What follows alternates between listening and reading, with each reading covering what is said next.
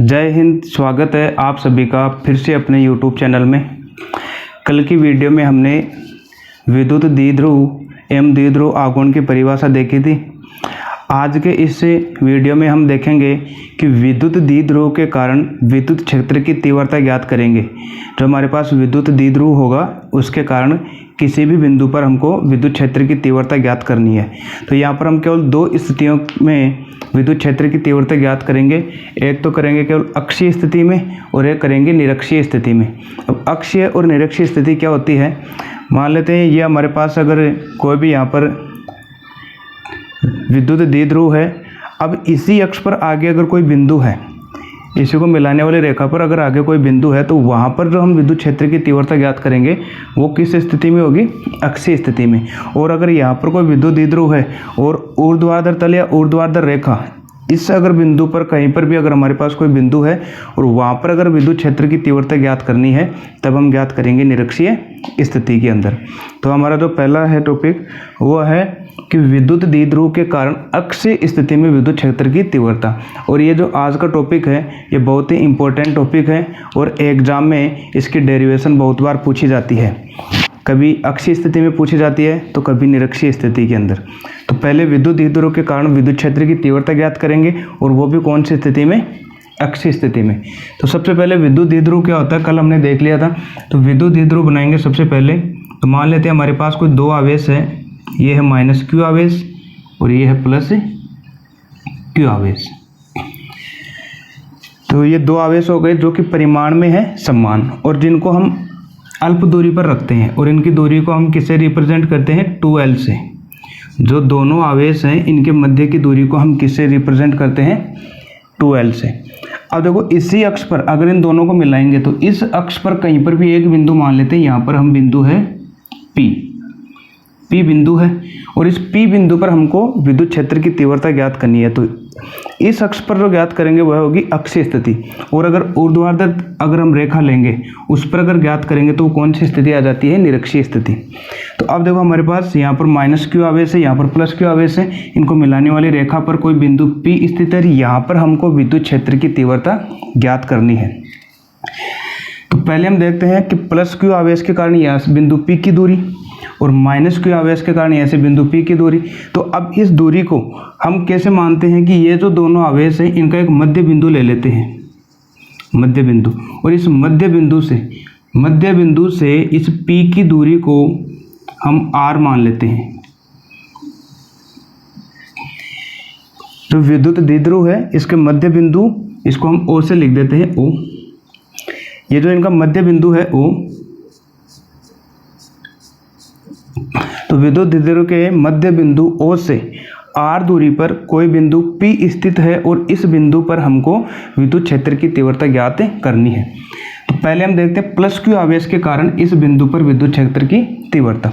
और विद्युत क्षेत्र की तीव्रता का कल हमने फॉर्मूला देख लिया था, वो क्या आया था, E बराबर K into Q upon R square. E बराबर K into Q upon R square. ये है विद्युत क्षेत्र की तीव्रता का फॉर्मूला। इसी फॉर्मूला का हम यूज करेंगे और इस बिंदु P पर विद्युत क्षेत्र की तीव्रता निकालेंगे। तो सबसे पहले हम प्लस क्यू आवेश लेते हैं। तो प्लस क्यू आवेश के कारण इस बिंदु P पर हमको विद्युत क्षेत्र की तीव्रता ज्ञात करनी है। तो अगर हम विद्युत क्षेत्र की तीव्रता ज्ञात करेंगे तो ये प्लस क्यू आवेश है और प्लस क्यू आवेश के कारण विद्युत क्षेत्र की तीव्रता, विद्युत क्षेत्र की जो रेखाएं होती है वो कहाँ होती है, बाहर की ओर। तो ये है प्लस क्यू और प्लस क्यू से लेकर यहाँ तक की जो दूरी होगी वो कितनी हो जाएगी। देखो यहाँ से क्यू आवेश से लेकर यहाँ पर बिंदु P तक की जो दूरी है वो कितनी होगी। अगर ये पूरी दूरी 2L है यहाँ से लेकर यहाँ तक, तो आधी आधी कितनी हो जाएगी, आधी हो जाएगी L और ये भी कितनी हो जाएगी, L। तो यहाँ से लेकर यहाँ तक दूरी हो जाएगी L और आगे वाले भी कितनी हो जाएगी, L, क्योंकि हमने मध्य बिंदु क्या लिया था, O। तो इधर की रह गई L और इधर की रह गई L, तो दोनों के मध्य टोटल कितनी हो गई, 2L। अब प्लस क्यू आवेश और बिंदु P के मध्य की दूरी कितनी हो जाएगी। देखो अगर हम मध्य बिंदु O से लेकर P तक इस पूरी दूरी में से अगर ये L वाली घटा दें तो हमारे पास ये वाली दूरी आ जाएगी। अर्थात O से लेकर P तक की जो दूरी हमने कितनी मानी थी वो थी R, और ओ से लेकर क्यू तक की दूरी कितनी है एल।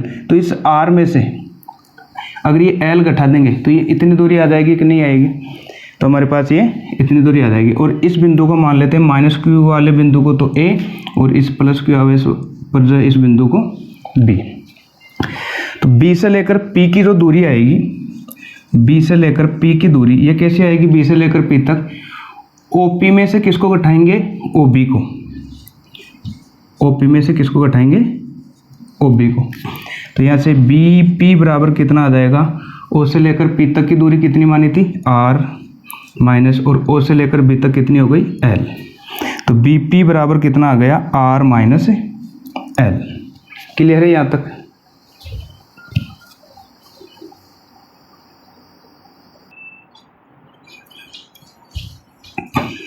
अब हमको दूरी निकालनी है माइनस क्यू आवेश से लेकर पी तक। पहले प्लस क्यू से लेकर पी तक निकाली थी, अब हमको निकालनी है माइनस क्यू से लेकर पी तक।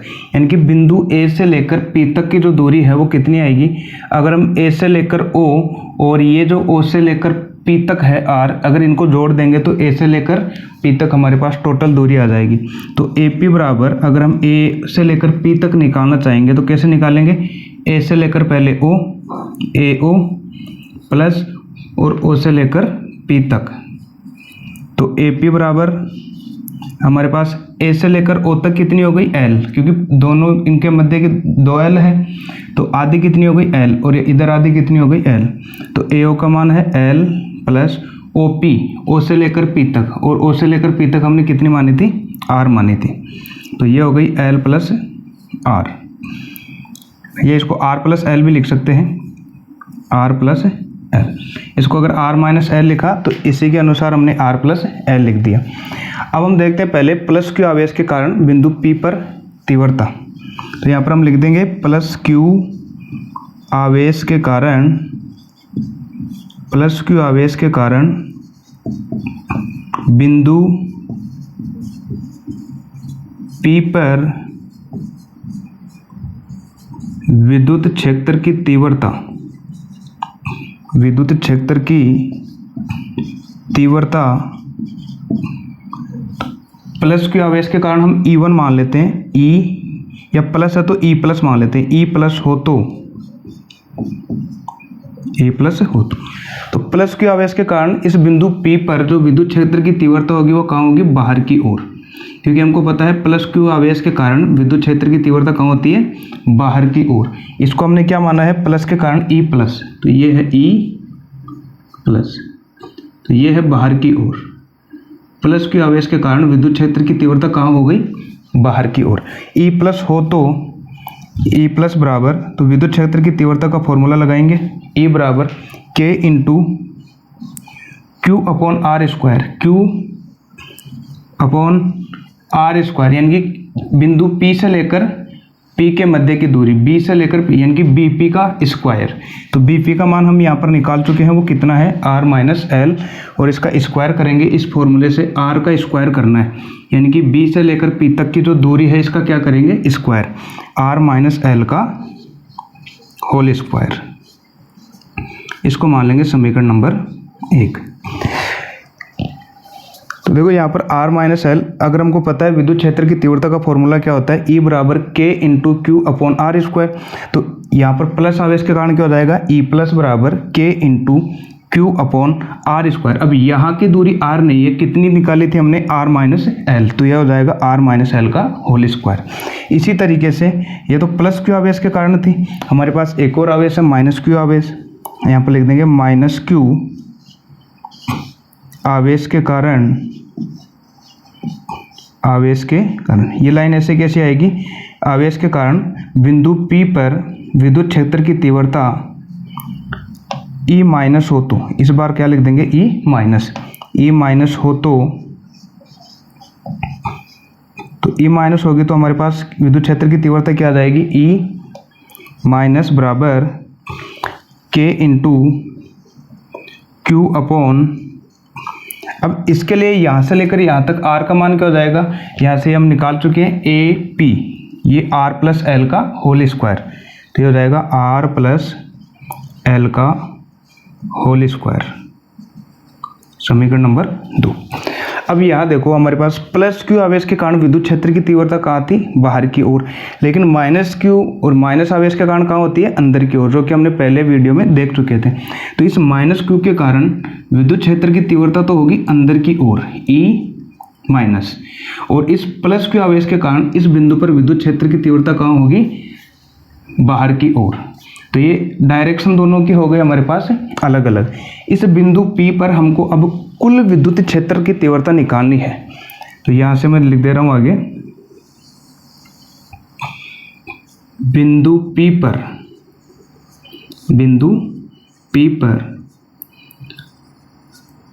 कुल विद्युत क्षेत्र की तीव्रता, कुल विद्युत क्षेत्र की तीव्रता E हो तो E बराबर क्या हो जाएगा, E प्लस, इनके दोनों को जोड़ेंगे, यहाँ पर E प्लस और प्लस E माइनस।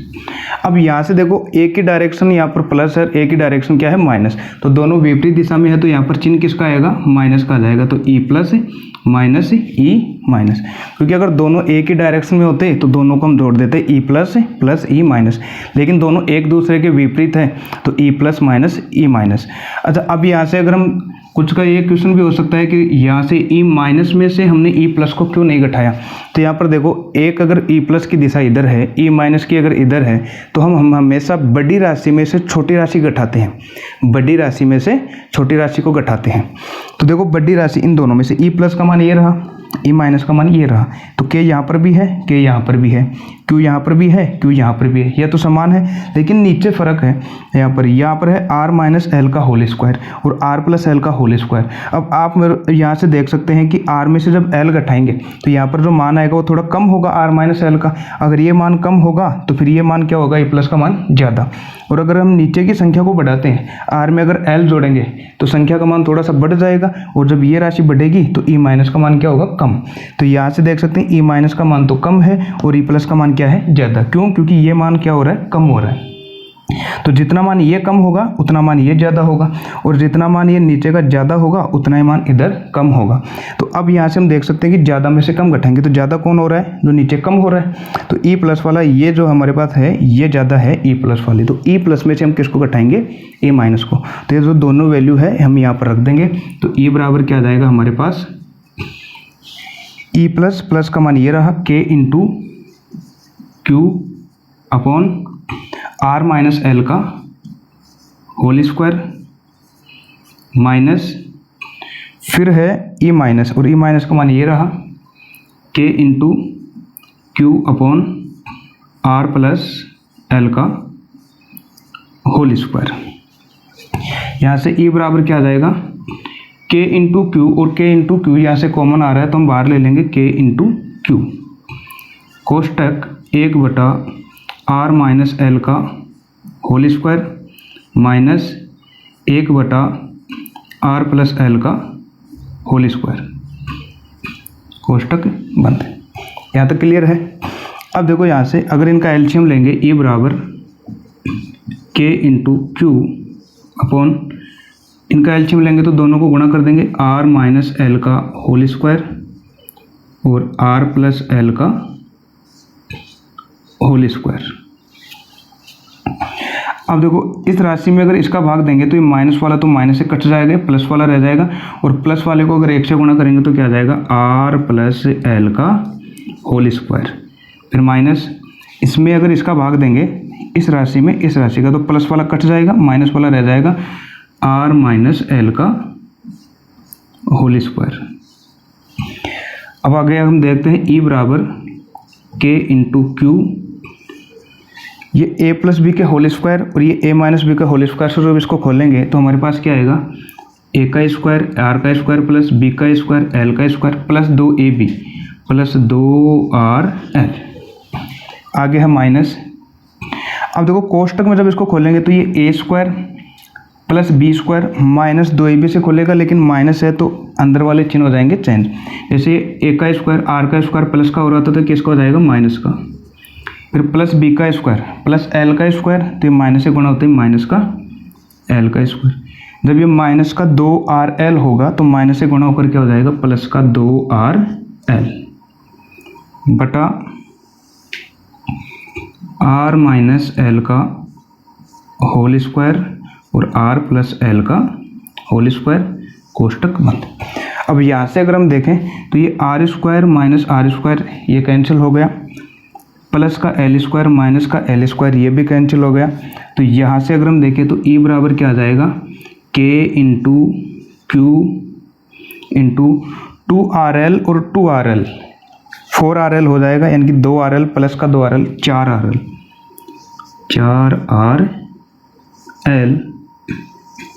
बटा, यहाँ से अगर हम देखें नीचे तो हमारे पास रह जाएगी R माइनस एल का होल स्क्वायर और ये हो जाएगा R प्लस एल का होल स्क्वायर। यहाँ तक क्लियर है? ये नीचे आ रहा है कि यहाँ तक?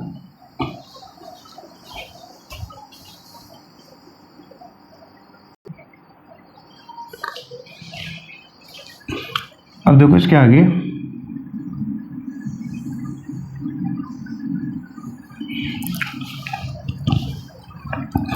अब यहाँ से हमारे पास नीचे जो है R माइनस एल का होल स्क्वायर है और R प्लस एल का होल स्क्वायर है।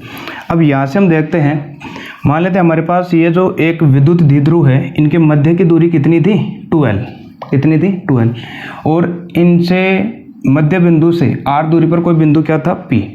तो अब देखो अगर ये दूरी हमारे पास बहुत ज़्यादा हो जाए, R का मान क्या हो जाए, बहुत ज़्यादा, जैसे यहाँ पर हमारे पास कोई एक द्विध्रुव है, ठीक है ये, और इनसे बहुत अधिक दूरी पर हमारे पास कोई बिंदु है अक्षीय स्थिति पर यहाँ पर, तो R का मान क्या हो गया, बहुत ही ज़्यादा हो गया। किसकी तुलना में, इनके जो मध्य की दूरी थी ना 2L, यानी कि L और L, इस L की तुलना में ये R का मान क्या हो जाएगा, बहुत ही ज़्यादा। इसको हम कुछ इस तरीके से समझ सकते हैं।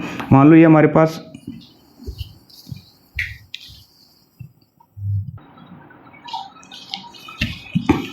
तो मान लेते ये हमारे पास दो अलग अलग विपरीत प्रकृति के आवेश से द्विध्रुव आघूर्ण है।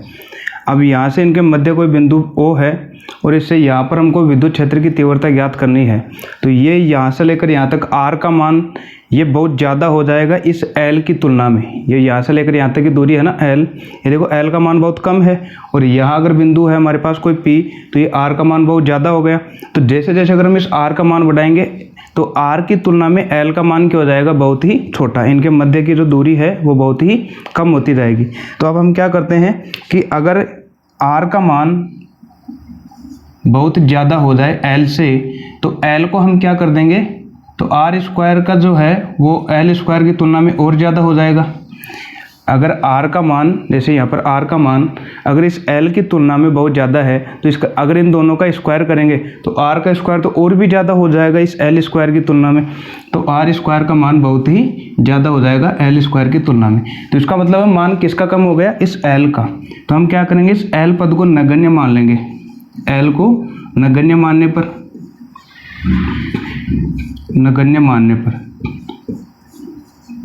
नगण्य का मतलब हो गया इसका मान 0 के लगभग मान लेंगे, क्योंकि R का मान जब बहुत ज़्यादा हो जाएगा तो L को हम 0 मान लेते हैं। तो यहाँ पर अगर हम नीचे E बराबर देखें, E बराबर, तो यहाँ से इस L को छोड़ देंगे, L को छोड़ देंगे, क्यों, क्योंकि R की तुलना में L का मान क्या हो जाएगा, बहुत ही कम। तो इस L को और इस L को छोड़ देंगे तो E बराबर क्या आ जाएगा, K इंटू 4RL बटा, अगर L का मान 0 रखें, यहाँ पर भी 0 रखें, तो R माइनस 0 का होल स्क्वायर, R का स्क्वायर आ जाएगा, R square into R plus L, L का मान अगर 0 माने तो R प्लस 0 और R प्लस 0 का स्क्वायर कितना हो जाएगा, R स्क्वायर। तो R square into R square आ जाएगा। अब देखो हो सकता है कि आपको शायद ये सोचे कि यहाँ पर L का मान मैंने 0 क्यों नहीं किया, वो इसलिए नहीं किया क्योंकि यहाँ पर आप खुद बताओ R का मान जब बहुत ज़्यादा है और L का मान बहुत ही कम है, अगर R का मान जब बहुत ज़्यादा है, L अगर घटाएंगे तो लगभग वो R के बराबर ही प्राप्त होगा हमको। तो इसलिए L को हम यहाँ से क्या कर देते हैं, छोड़ देते हैं, तो R स्क्वायर आ जाएगा। इसी तरीके से r में l को जोड़ रहे हैं। r बहुत बड़ी हमारे पास राशि है और l का मान बहुत छोटा सा है। अगर इस r में l को जोड़ेंगे तो बहुत ही कम फर्क पड़ेगा, तो इसलिए l को यहाँ पर भी छोड़ देंगे और r का स्क्वायर आ जाएगा। ऊपर एक r है, एक r से यहाँ पर एक r कट जाएगा, तो e बराबर क्या आ जाएगा, k into Q into 4l बटा r cube. R square into R कितना हो जाएगा, आर क्यूब। अब यहाँ से देखो थोड़ा सा इसको हम ऐसे लिख सकते हैं, k into Q into 4l। 4 को हम क्या लिख सकते हैं, 2 गुणा 2। 4 को हम 2 गुणा 2 लिख सकते हैं, तो 2l इंटू 2 बटा आर क्यूब। क्योंकि 2 को 2 से गुणा करेंगे तो कितना आ जाएगा, 4l फिर से आ जाएगा। अब यहाँ से देखो हमको ये दिख रहा है q into 2l, q into 2l। और ये क्या है, ये आवेश, एक तो है आवेश का परिमाण और आवेशों के मध्य की दूरी का गुणनफल q इंटू 2l। और कल की वीडियो में हमने देखा था कि ये जो सूत्र होता है वो किसका होता है, द्विध्रुव आघूर्ण का, द्विध्रुव आघूर्ण का। अर्थात p बराबर क्या होता है हमारे पास, q इंटू 2l होता है। p बराबर क्या होता है, q इंटू 2l। तो इस q इंटू 2l की जगह हम क्या रख सकते हैं, p रख सकते हैं। तो e बराबर क्या आ जाएगा, k इंटू 2 है और इसकी जगह p रखेंगे तो 2p अपॉन r क्यूब। तो अक्षीय स्थिति में हमारे पास विद्युत क्षेत्र की तीव्रता का फॉर्मूला क्या आ जाएगा, E बराबर k into 2p upon r cube. अगर इसका हम सदिश रूप लिखें, सदिश रूप, तो सदिश रूप में क्या आ जाएगा हमारे पास, ये E बराबर, E सदिश बराबर k इंटू 2p सदिश अपॉन r क्यूब। ये इसका हो जाएगा सदिश रूप। तो अक्षीय स्थिति के अंदर विद्युत क्षेत्र की तीव्रता का फॉर्मूला क्या आ गया, E बराबर k into 2p upon r cube. p क्या है यहाँ पर, द्विध्रुव आघूर्ण। तो अब कमेंट करके बताओ यहाँ तक ये क्लियर है क्या, अक्षीय स्थिति में डेरिवेशन, जो कि ये हमेशा 4 नंबर का क्वेश्चन पूछा जाता है कि विद्युत द्विध्रुव किसे कहते हैं और अक्षीय स्थिति पर द्विध्रुव आघूर्ण के लिए विद्युत क्षेत्र की तीव्रता ज्ञात कीजिए। तो ये अक्षीय स्थिति में, अच्छा k की जगह k की वैल्यू क्या हो जाएगी, 1/4 एप्सिलॉन नॉट हो जाएगी। तो ये हमारे पास आ जाएगा विद्युत द्विध्रुव के कारण अक्षीय स्थिति में विद्युत क्षेत्र की तीव्रता। तो देखो हमको क्या करना है, सबसे पहले कि जो भी हमारे पास द्विध्रुव आघूर्ण है वहाँ से अक्षीय स्थिति में कोई बिंदु मान लेना है। तो जैसे कि -q प्लस q, इनके मध्य की दूरी कितनी थी, 2l। यहाँ पर मध्य बिंदु ले लिया हमने O, तो ये l हो जाएगी और ये l, टोटल कितनी हो गई, 2l। तो मध्य बिंदु O ले लिया। अब अक्षीय स्थिति में कोई बिंदु हमने मान लिया यहाँ पर P, अक्षीय स्थिति में बिंदु मान लिया P। अब इस P बिंदु पर हमको विद्युत क्षेत्र की तीव्रता ज्ञात करनी है। तो यहाँ पर +q आवेश के कारण भी यहाँ पर विद्युत क्षेत्र की तीव्रता होगी और इस -q आवेश के कारण भी यहाँ पर विद्युत क्षेत्र की तीव्रता होगी। और विद्युत क्षेत्र की तीव्रता का फॉर्मूला क्या होता है, E बराबर k into Q upon r square, जो कि पहले की वीडियो में हमने देख लिया था। तो पहले +q के कारण देखते हैं। ये +q को हमने यहाँ पर बिंदु B मान लिया था, तो B से लेकर P की दूरी कितनी हो जाएगी, B से लेकर P की दूरी +q आवेश के कारण। तो BP जो है ना, यहाँ से अगर इस OP में से इस OB को घटा दें, यहाँ से लेकर यहाँ तक की जो दूरी है, इस दूरी को घटा देंगे तो इतनी वाली दूरी आ जाएगी। तो यहाँ से लेकर यहाँ तक हमने क्या माना था, r, ये कितनी है, l, तो r माइनस l। तो BP की दूरी कितनी आ गई थी, r माइनस l। इसी तरीके से -q आवेश के कारण अगर इस बिंदु P पर विद्युत क्षेत्र की तीव्रता देखें तो यहाँ से क्या आ जाएगा, यहाँ से लेकर यहाँ तक की दूरी, तो मध्य बिंदु से यहाँ तक कितनी थी, r, और ये इधर वाली कितनी है, l। तो r और l, तो r प्लस l आ जाएगी a से लेकर p तक, तो r प्लस l। यहाँ तक क्लियर है।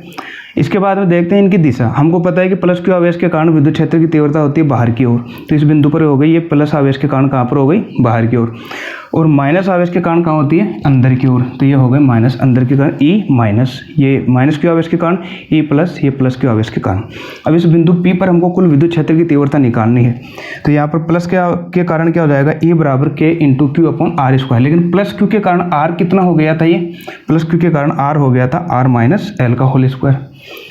और माइनस क्यू के कारण यहाँ से लेकर यहाँ तक की जो दूरी थी इसका अगर वर्ग करेंगे वो कितना था, आर प्लस एल का होल स्क्वायर। फिर हम देखते हैं टोटल ई बराबर क्या आ जाएगा, ई प्लस दोनों की डायरेक्शन अलग अलग है तो बड़ी राशि में से छोटी राशि घटेगी। अब यहाँ से बड़ी राशि कौन सी है, जिसका नीचे का मान जो आर माइनस एल और आर प्लस एल में देखें जो नीचे की राशि कम होगी वो ज़्यादा, तो कम कौन सी है, आर में से एल घटाएंगे तो राशि कम आएगी और आर में अगर एल को जोड़ेंगे तो ज़्यादा होगी। तो कम किससे हो रही है, आर माइनस एल से, तो ई प्लस का मान क्या होगा, ज़्यादा। तो ई प्लस में से ई माइनस को घटाएंगे, इनकी वैल्यू हमने यहाँ पर रख दी है। फिर हमने इसका एलसीएम ले लिया। बस यहाँ पर हमको ध्यान रखना है कि हमको तुलना करनी है आर और एल की। यहाँ पर आर और एल क्या है, एल तो है उनके मध्य की दूरी, मध्य बिंदु से जो एल का मान बहुत छोटा होता है, और बिंदु जो यहाँ पर हमारे पास पी है ये आर हो गया, तो आर दूरी बहुत ज़्यादा होती है और एल का मान बहुत ही कम होता है। तो एल का मान लगभग 0 के बराबर मान लेते हैं हम इसे आर की तुलना में। आर की तुलना में एल का मान क्या हो जाएगा, लगभग 0। तो इस एल को छोड़ देंगे तो क्या आ जाएगा, यहाँ पर आर स्क्वायर, यहाँ पर भी आर स्क्वायर, आर की घात 4 आ जाएगा नीचे, ऊपर है एक आर जो कट जाएगा, नीचे रह जाएगा आर क्यूब। फिर यहाँ से हमने 4RL था, यहाँ पर इसको 2 भागों में तोड़ दिया, 4L को Q इंटू 2L में। और हमको पता है कल की वीडियो में देख लिया था कि द्विध्रुव आघूर्ण क्या होता है कि दो जो आवेश हैं उनमें किसी भी एक आवेश का परिमाण और उनके मध्य की दूरी का गुणनफल ही क्या कहलाता है, द्विध्रुव आघूर्ण। तो Q इंटू 2L को हम किससे लिखते हैं, P से, जो कि द्विध्रुव आघूर्ण होता है ये। तो E बराबर क्या आ जाएगा, K into 2P upon R cube. तब तक आप इसका स्क्रीनशॉट लीजिए, फिर चलते हैं हम नेक्स्ट टॉपिक पर।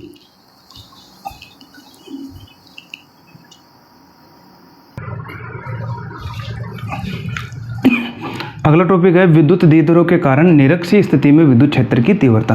पहले वाली कौन सी थी, अक्षीय स्थिति में, इस बार कौन सी है हमारे पास, निरक्षीय स्थिति में। निरक्षीय का मतलब हो गया अगर हमारे पास कोई भी द्विध्रुव आघूर्ण है, विद्युत द्विध्रुव है, और विद्युत द्विध्रुव पर इस ऊर्ध्वाधर रेखा पर अगर हमारे पास कोई भी बिंदु स्थित है तब।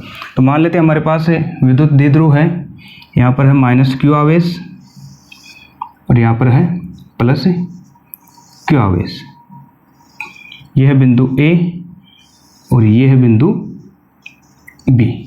ठीक है, तो पहले हमने क्या देखा था, इसकी अक्षीय स्थिति पर बिंदु लिया था, इस बार हम लेंगे निरक्षीय स्थिति पर। तो इनके मध्य बिंदु को मान लेते हैं ओ है, मध्य बिंदु है ओ। तो यहाँ से हमको देख लेते हैं, यहाँ पर एक बिंदु है हमारे पास पी, बिंदु है पी। इस बार इस पी बिंदु पर हमको विद्युत क्षेत्र की तीव्रता ज्ञात करनी है। तो इस माइनस क्यू के कारण, पहले माइनस क्यू के कारण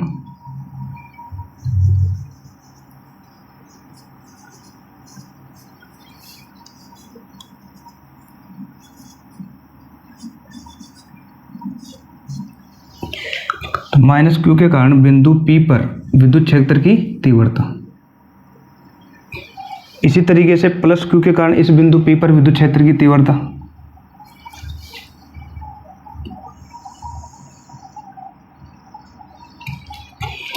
अब यहाँ से हम देखते हैं कि प्लस क्यू है यहाँ पर और बिंदु P पर विद्युत क्षेत्र की तीव्रता कहाँ होगी, बाहर की ओर होगी कि अंदर की ओर होगी। हमको पता है प्लस के कारण कहाँ होती है, बाहर की ओर, तो ये होगी बाहर की ओर, यहाँ से E, और प्लस के कारण मान लेते हैं ई प्लस।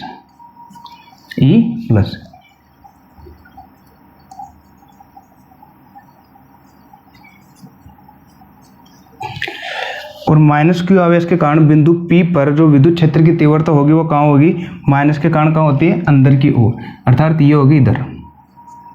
इसको मान लेते हैं ई माइनस। इसको मध्य बिंदु को ओ हमने लिया था, तो हमको पता है कि जो भी विद्युत द्विध्रुव है टोटल दूरी कितनी होती है, 2L। तो मध्य बिंदु से यहाँ से लेकर यहाँ तक कितनी हो जाएगी, L, और यहाँ से लेकर यहाँ तक भी कितनी हो जाएगी, L। तो ये टोटल कितनी हो जाएगी, 2L। टोटल कितनी हो जाएगी, 2L। अब इस मध्य बिंदु O को अगर इस बिंदु P से हम मिलाते हैं तो इस मिलाने वाली जो रेखा है इस P बिंदु से लेकर O बिंदु की दूरी को मान लेते हैं अक्ष। क्या मान लेते हैं, अक्ष। तो अब हम यहाँ से देखते हैं अगर ये दूरी L है और ये अक्ष है, यहाँ पर कोण कितने का बनेगा, 90 डिग्री का, और यहाँ पर भी कितने का बनेगा, 90 डिग्री का। तो इस पाइथागोरस प्रमेय लग जाएगी यहाँ पर P, O और M में। तो हमको पता है कर्ण बनेगा, और कर्ण क्या होता है, अंडररूट आधार स्क्वायर प्लस लंब स्क्वायर। तो यहाँ से जो ये दूरी है AP की दूरी वो कितनी हो जाएगी, अंडररूट में L स्क्वायर प्लस अक्ष स्क्वायर, अंडररूट में L square plus X square. Clear है। अब यहाँ से देखो ये दूरी l है तो ये भी l है, इसमें इसके लिए ऊंचाई कितनी है x, इसके लिए भी कितनी है x, तो ये वाली दूरी भी कितनी आ जाएगी हमारे पास, ये आ जाएगी हमारे पास अंडर में l square plus X square, ये भी कितनी आ जाएगी l square plus X square, ये और ये दोनों बराबर आएगी। क्लियर है यहाँ तक। अब देखते हैं यहाँ पर कि यहाँ से इस मान लेते हैं इस बिंदु A पर कोण बन रहा है थीटा, कोण कितना बन रहा है थीटा, ये आधार हो गया। तो इस बिंदु P पर हम इसके समांतर AB के समांतर एक रेखा खींचते हैं, AB के समांतर हमने क्या खींच दिया कि रेखा, ये कोण भी कितना बनेगा यहाँ पर थीटा, अगर ये है थीटा तो यहाँ पर भी थीटा। अब देखते हैं यहाँ से ये समांतर रेखा है, अगर ये इसके साथ थीटा कोण बना रहा है और ये आगे जा रही है इसको प्रतिच्छेद कर रही है, तो यहाँ पर भी कोण कितने का बनेगा थीटा बनेगा, यहाँ पर भी कोण कितना बनेगा थीटा। तो यहाँ से हम देखते हैं कि ये वाला पोर्शन में अलग लिख रहा हूँ यहाँ पर समझने के लिए, बिंदु P के लिए ये हमारे पास E प्लस है, यहाँ पर बिंदु था P, ये समांतर रेखा क्षैतिज के ये वाली, और यहाँ पर अंदर की ओर था E1, ये वाले E1, और यहाँ पर कोण बन रहा था थीटा। ठीक है, यानी कि मैंने इतने को केवल यहाँ पर अलग लिखा है। अब देखते हैं हम इसको कि यहाँ पर कोण क्या बन रहा है थीटा, ये है E प्लस और ये है E माइनस है, सॉरी यहाँ पर माइनस के लिए है अंदर की ओर E माइनस। अब ये जो E प्लस है और ये क्षैतिज रेखा के साथ कोण क्या बना रहा है थीटा। अब इस E प्लस को हम दो घटकों के अंदर तोड़ते हैं, क्षैतिज घटक और ऊर्ध्वाधर घटक। जब इसको अगर तोड़ेंगे तो देखो थीटा वाला तो ये हमारे पास ये बना हुआ है, और इसको अगर तोड़ेंगे तो ऊपर और आएगी एक रेखा ऐसे। और कक्षा 11 में हमने पढ़ा था कि जब भी अगर हम किसी का अगर घटकों के अंदर तोड़ते हैं किसी भी राशि को, तो जो कोण बनाता है वो तो कोस थीटा के साथ टूट जाता है और बाकी जो है वो साइन थीटा के साथ टूट जाता है। तो यहाँ से E प्लस बीच में है, तो E प्लस को जब दो घटकों के अंदर तोड़ेंगे तो ये जो थीटा इसके साथ बन रहा है इसके साथ तो ये बनाएगा E प्लस कोस थीटा, और ये E प्लस वाला बाकी जो एक और घटक है वो क्या बनाएगा E प्लस साइन थीटा। ठीक, ये केवल कक्षा 11 की बातें हैं, क्योंकि जो ऊर्ध्वाधर घटक है, जो कोण है, कोण वाला हमेशा कोस के साथ टूटता है और बिना कोण वाला किसके साथ टूटता है साइन के साथ। ये ध्यान रखना हमको कि जिधर कोण होगा कोण के साथ जो घटक है वो कोस के साथ टूट जाता है और बिना कोण वाला जो है वो साइन के साथ। और जैसे E प्लस है, इसको अगर दो भागों में तोड़ेंगे तो एक तो बनेगा E प्लस कोस थीटा और एक बनेगा E प्लस साइन थीटा। तो कोस थीटा तो कौन सा बनेगा कोण वाला, और साइन थीटा कौन सा बनेगा बिना कोण वाला। तो ये हो गई इसकी डायरेक्शन इधर। इसी तरीके से देखो E प्लस को तोड़ दिया हमने, लेकिन ये E माइनस भी है, E माइनस भी। अगर यहाँ से देखें ये वाली रेखा, इसको अगर आगे बढ़ाएंगे, अगर ये कोण थीटा है तो इधर वाला भी क्या बन रहा है थीटा बन रहा है, ये कोण भी कौन सा बनेगा थीटा।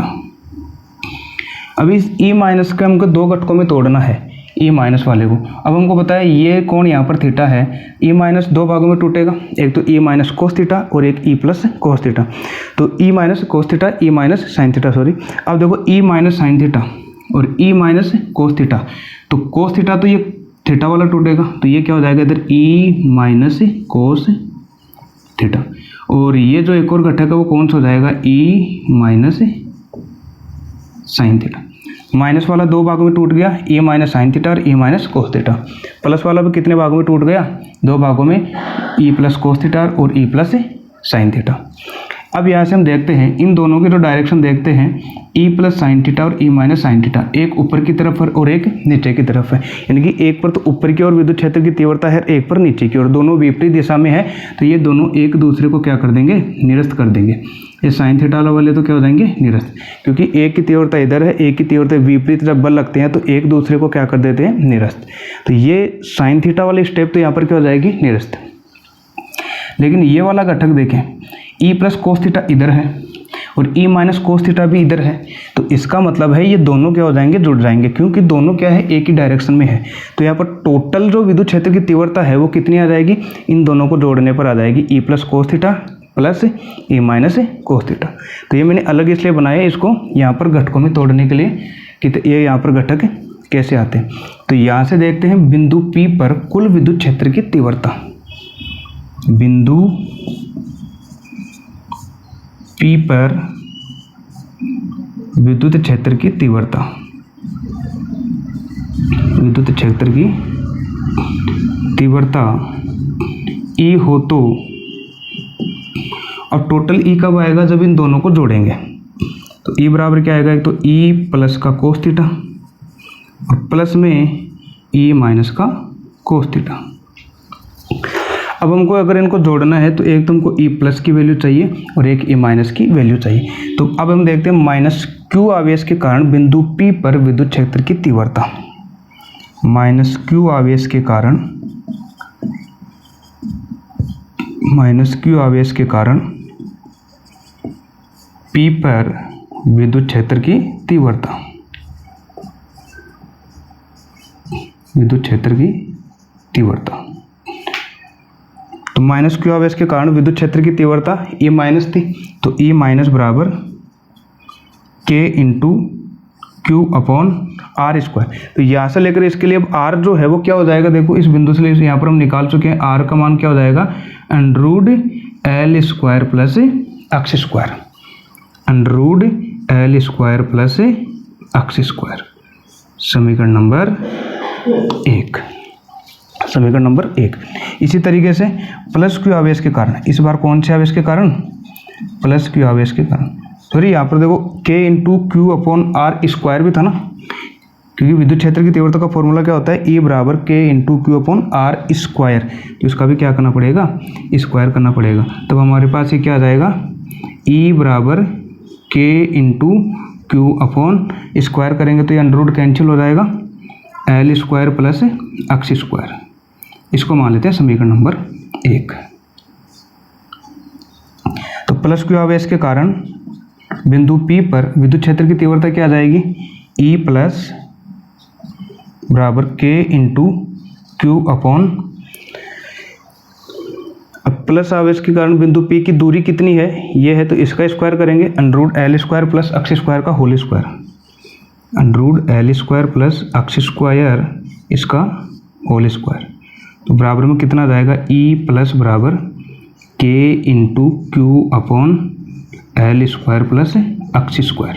ये E प्लस का मान आ गया, प्लस आवेश के कारण विद्युत क्षेत्र की तीव्रता, और ये माइनस आवेश के कारण विद्युत क्षेत्र की तीव्रता। अब यहाँ से अगर हम देखें E माइनस की जो वैल्यू है वही क्या है, E प्लस की वैल्यू है K into Q upon L square plus X square. E plus में भी K into Q upon L square plus X square. तो इसका मतलब है E माइनस और E प्लस दोनों की वैल्यू क्या है, बराबर है। तो इसका मतलब ये दोनों ही क्या है, बराबर है। तो इन दोनों का मान जो हमने अभी कुल विद्युत क्षेत्र की तीव्रता का फॉर्मूला ये लगाया था, इसके अंदर यहाँ पर रख देंगे। तो रख देंगे तो देखो क्या होगा यहाँ से। अब इसको मैं साफ कर दे रहा हूँ क्योंकि ये केवल समझाने के लिए था।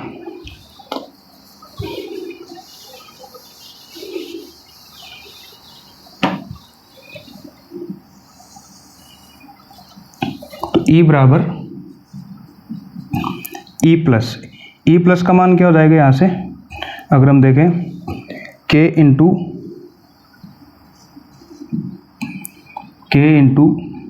Q upon L square plus X square. E plus साथ में है कोस थीटा, तो यहाँ पर लग जाएगा कोस थीटा, प्लस E माइनस का भी वही मान है K into Q upon L square plus X square, और साथ में है कोस थीटा। दोनों सेम राशि है, सेम राशि को जोड़ेंगे तो आगे क्या आ जाएगा, 2, क्योंकि जैसे अगर दो राशियों को जोड़ते हैं सेम तो आगे 2 आ जाता है। तो 2K into Q upon L square plus X square into cos theta. इसको मान लेते हैं समीकरण नंबर 3। अब यहाँ से इसको सोल्व करने के लिए हमको कोस थीटा की वैल्यू और चाहिए, कोस थीटा की वैल्यू और चाहिए। तो यहाँ से देखो, अगर यहाँ पर हमारे पास एक त्रिभुज है, त्रिभुज, इसको मैं एक बार अलग बना लेता हूँ समझने के लिए। यहाँ पर बिंदु P था, ये मध्य बिंदु O, और यहाँ से L, ये है L, ये कितनी आई थी, अंडररूट में x square plus L square, और ये था बिंदु P, और ये था कोण थीटा। इसको हमने क्या माना था, अक्ष माना था। हमको चाहिए कोस थीटा की वैल्यू। अगर यहाँ से हम कोस थीटा की वैल्यू निकालेंगे तो क्या आ जाएगी, कोस थीटा बराबर क्या होता है, आधार बटा कर्ण। तो कोस थीटा बराबर, कोस थीटा के लिए आधार कितना हो गया, ये L, और बटा कर्ण का मान हो गया under root x square plus L square. तो कोस थीटा की वैल्यू हम यहाँ पर पुटअप करेंगे, L बटा under root x square plus L square. तो यहाँ तक बताइए क्लियर है क्या कि मैंने कोस थीटा का मान कैसे निकाला। चाहे तो आप इधर वाला त्रिभुज भी ले सकते हैं आधा, या यह भी ले सकते हैं। कोस थीटा की वैल्यू कितनी आएगी, L बटा under root x square plus L square.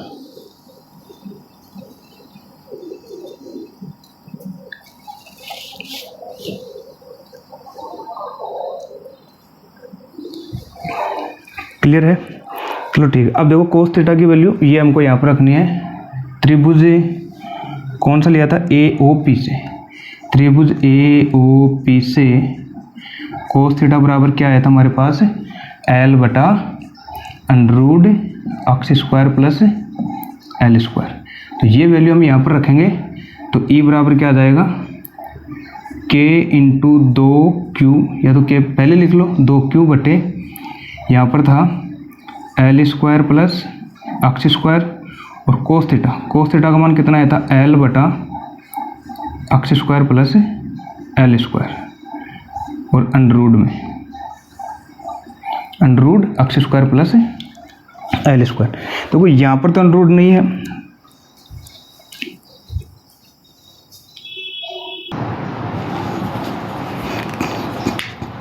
अब इसको हम 1/2 लिख सकते हैं, क्योंकि रूट जो है वो 1/2 होता है। E बराबर K into 2Q upon L square plus X square into L बटा x square plus L square, और इस रूट को हम लिख सकते हैं 1/2, क्योंकि रूट का मतलब ही 1/2 होता है। देखो L square plus X square यहाँ पर भी है, और x square plus L square यहाँ पर भी है, ये दोनों पद समान है। इसकी घात हम कितनी मान सकते हैं, 1, और 1/2 ये है। जब आधार समान होते हैं तो घातें जुड़ जाती है, तो 1 और 1/2 कितनी हो जाएगी, 3/2। तो इस पद पर हम 3/2 पावर लगा सकते हैं। तो E बराबर K इंटू Q इंटू 2 को इधर लिख देंगे गुणा में 2L बटा L square plus X square की पावर 3/2। यहाँ तक कर लिया। अब जैसे हमने अक्षीय स्थिति में जो कॉन्सेप्ट लगाया था वही हम यहाँ पर लगाएंगे कि जो L का मान है वो बहुत छोटा हो जाएगा इस अक्ष से। जैसे अक्ष से दूरी यहाँ पर देखो, अगर इस विद्युत द्विध्रुव जो है अगर ये बहुत पास पास में हो तो इनके मध्य की दूरी L और भी छोटी हो जाएगी, और अक्ष क्या हो जाएगा, बहुत ही बड़ा। यानी कि अक्ष का मान तो हो जाएगा बहुत ही ज़्यादा, किसकी तुलना में, इस L की तुलना में। जब इसका अगर वर्ग करेंगे अक्ष स्क्वायर का, तो अक्ष स्क्वायर का मान और भी ज़्यादा हो जाएगा इस L स्क्वायर की तुलना में। तो एल स्क्वायर का मान बहुत ही छोटा हो जाएगा इस अक्ष स्क्वायर की तुलना में। तो हम यहाँ से क्या करेंगे, अगर अक्ष का मान बहुत ज़्यादा हो इस एल से, अक्ष का मान इस एल से क्या हो, बहुत ज़्यादा, तो अक्ष स्क्वायर का मान और भी ज़्यादा हो जाएगा इस एल स्क्वायर से। तो अतः जब अक्ष स्क्वायर का मान बहुत ज़्यादा हो जाएगा और एल स्क्वायर का मान बहुत छोटा हो जाएगा, तो इस एल स्क्वायर पद को हम क्या कर देंगे, यहाँ पर छोड़ देंगे। तो एल स्क्वायर को छोड़ने पर, एल स्क्वायर को छोड़ने पर, अब देखो आगे इसको करते हैं हम। एल स्क्वायर को छोड़ेंगे तो E बराबर K into 2Q into 2L, Q into 2L बटे, अब इसमें अगर एल स्क्वायर को छोड़ेंगे तो ये आ जाएगा अक्ष स्क्वायर की पावर 3/2। एल स्क्वायर को अगर ड्यूरो रखेंगे तो अक्ष स्क्वायर की पावर 3/2। अब यहाँ से अगर 2 से 2 कट जाएगा तो E बराबर क्या आ जाएगा, K into Q into 2L upon अक्ष क्यूब। तो ये हमारे पास आ गया। इस Q इंटू 2L को हम क्या लिख सकते हैं, देखो फिर से हमारे पास द्विध्रुव आघूर्ण का फॉर्मूला आ गया। हम जानते हैं द्विध्रुव आघूर्ण का फॉर्मूला क्या होता है, P बराबर Q इंटू 2L। तो इस Q इंटू 2L की जगह हम क्या रख सकते हैं, P। तो E बराबर K इंटू P अपॉन अक्ष क्यूब। अब देखो पहले हमने अक्षीय स्थिति में क्या किया था कि यहाँ से लेकर यहाँ तक जो केंद्र बिंदु से हमने दूरी मानी थी r, तो आप यहाँ पर अक्ष की जगह r भी मान सकते हैं। जब r मानेंगे तो under L square plus R square हो जाएगा। अगर ये अक्ष है तो अक्ष की जगह क्या आ जाएगा, r। तो E बराबर क्या आ जाएगा, K into P upon R cube. अगर हम अक्ष की जगह अगर r मान लें, माना अक्ष इज इक्वल टू r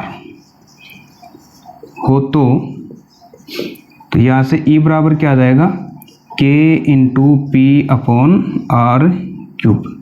ये सिर्फ इसलिए बता रहा हूँ क्योंकि ये तो कौन सी स्थिति पर आई है, निरक्षीय स्थिति पर विद्युत क्षेत्र की तीव्रता। और अक्षीय स्थिति पर कौन सा आया था हमारे पास, अक्षीय स्थिति पर आया था E बराबर K into 2P upon R cube, यही आया था।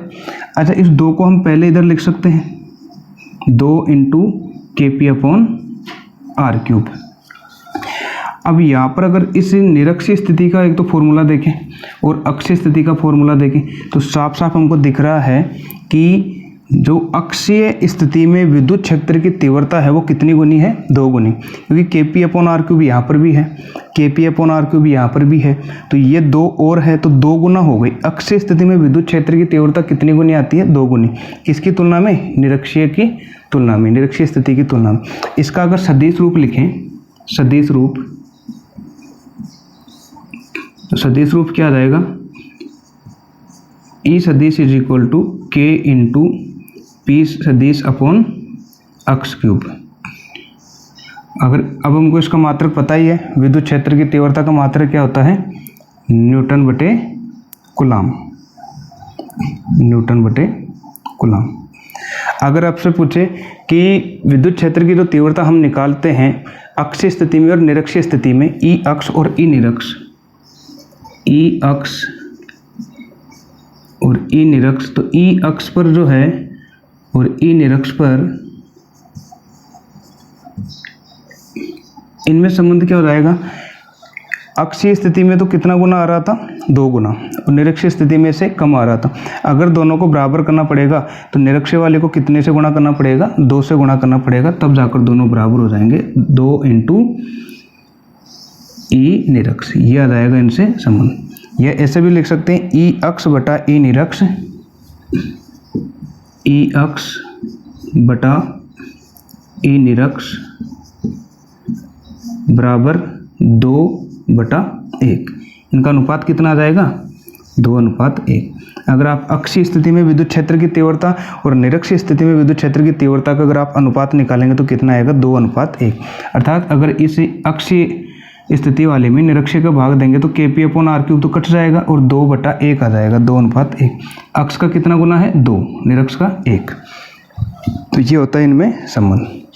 तो आशा करता हूँ कि ये टॉपिक भी आपको क्लियर हो गया होगा।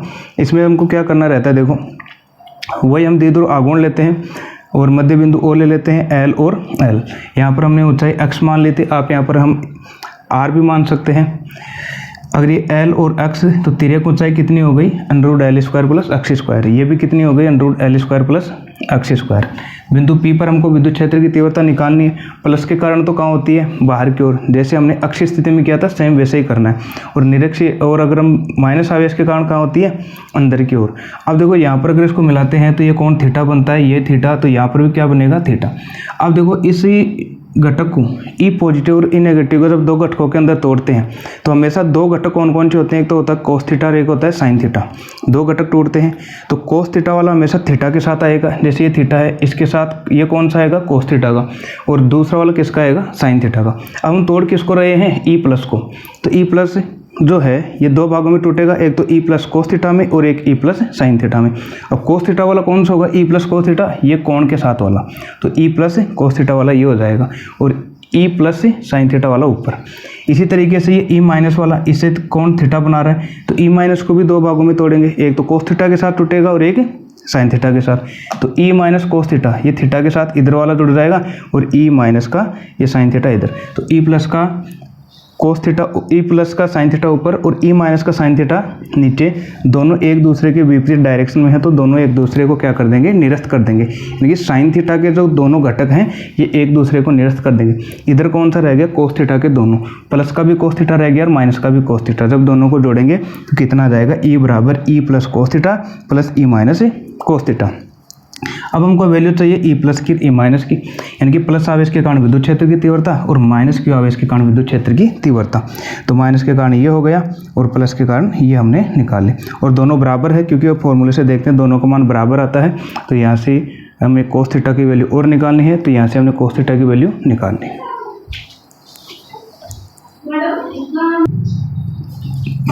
तो इस तरीके से जब इसको सोल्व करेंगे तो यहाँ पर हमारे पास लास्ट में क्या आ जाएगा, E बराबर के into P upon x cube. अक्स की जगह अगर हम R लेंगे तो क्या आ जाएगा, E बराबर के into P upon R cube. ठीक है, सेम उसी की तरह आएगा, बस अक्ष स्थिति में यहाँ पर कितना गुना था, 2 गुना था, और निरक्ष स्थिति में केवल उससे कम है। यानी कि अक्ष पर विद्युत क्षेत्र की जो तीव्रता है निरक्ष की तुलना में कितना गुना होगी, 2 गुना होगी। तो इनका अनुपात कितना आ जाएगा, ई अक्ष बटा ई निरक्ष बराबर 2/1। तो आज हम सिर्फ के लिए विद्युत द्विध्रुव का जो है अक्षीय स्थिति में विद्युत क्षेत्र की तीव्रता और निरक्षीय स्थिति में विद्युत क्षेत्र की तीव्रता दोनों हमने यहाँ पर देख लिए हैं। बाकी जो हमारा रह गया वो कल वीडियो में देखेंगे। अगर आप वीडियो पर नए हैं तो वीडियो को प्लीज़ लाइक ज़रूर कीजिए, चैनल पर नए हैं तो चैनल को सब्सक्राइब कीजिए और अपने दोस्तों के साथ शेयर करना ना भूलें। मिलते हैं नेक्स्ट वीडियो में, तब तक के लिए धन्यवाद।